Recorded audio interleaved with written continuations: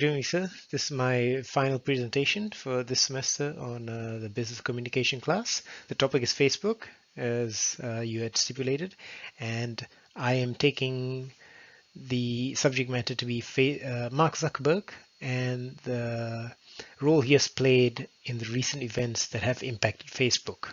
All right. Okay. Now the next one. Before I start, I'm going to give a little short presentation on what makes a good presentation in terms of Facebook in both the academic and the professional sphere. Right. First thing is a good opening. It's like a movie.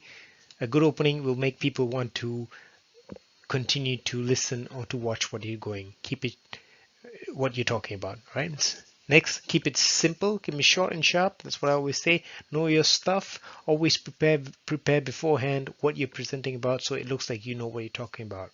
The last one is a strong closing. All right. Now you want to engage people after information, so a good way to evaluate what they have learned or what they're curious about your presentation is to have a Q&A session. If you can do that in each presentation, you are on the right track.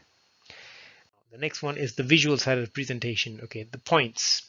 Again, keeping it short and simple. Bullet points are one of the best ways to actually do this. So you don't want to be reading directly word for word of your presentation, but the bullet points are just a summary of what you are going to present, and you actually expand the details more while you're actually speaking.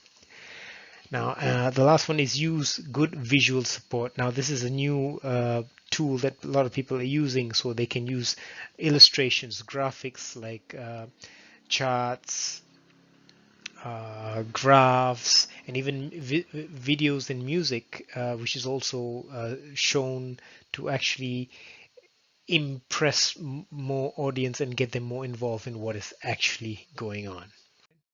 Right now, we will talk about the topic today, which is Facebook and Mark Zuckerberg. Before we get into that, I'm going to give you a brief outline of Mark Zuckerberg's history. As you can see here, he was the only son in a family with 4 children. 3 of it were sisters. All right. There was actually a recent study that the oldest child was most likely to become a CEO of a company. Now, Mark Zuckerberg does not fall in that category. He was not the oldest child. He was the only son. But Bill Gates from Microsoft and also Warren Buffett were also not the only children, but they became the most successful CEOs of their time. All right, now we talk about Mark Zuckerberg's history. He enrolled into the Ivy League University of Harvard back in 2002. And when he joined Harvard, he was actually known as the go-to guy for anything to do with computer-based stuff. All right. The first thing he created was this application called FaceMash. As if you have watched the movie on Mark Zuckerberg called The Social Network, it was basically an application for Harvard students where they compared pictures of different female students and judged them based on their physical appearance. This application was obviously halted at some point because the University of Harvard considered it not particularly well, not particularly useful, or it was also considered to be offensive towards the female population of Harvard. Now, after that, he and his co-founders decided to try Facebook, and by 2004, Facebook was officially launched with 1 million users. All right. Now we'll go on. There's a lot of things that happened to Mark Zuckerberg during that time. Okay. Um, he was sued by his colleagues or schoolmates from Harvard for stealing their idea that was used to create Facebook. There was a court settlement which he settled for 65 million. In 2010, Facebook movie about him was launched. He was also named Time Magazine Person of the Year. A lot of different things happened to Mark Zuckerberg at that point. He was also considered in 2008 the third richest man in the world. All right.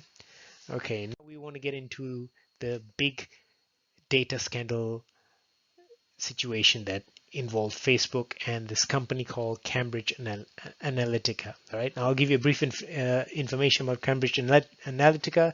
It's basically a data analytics company for businesses and political companies, and basically they gather information about the target audience and help their clients to mold them to a certain situation. All right. Now, what happened with this company is that Facebook and Cambridge Analytica apparently were alleged to have shared information. Well, actually, Facebook shared information of all its users to Cambridge Analytica to basically gain more information so that they can influence big events. Two of these big events was the um, President Donald Trump's election, the 2016 U.S. general elections, and also the Brexit situation. All right, so that was two major events that had involved Facebook. All right.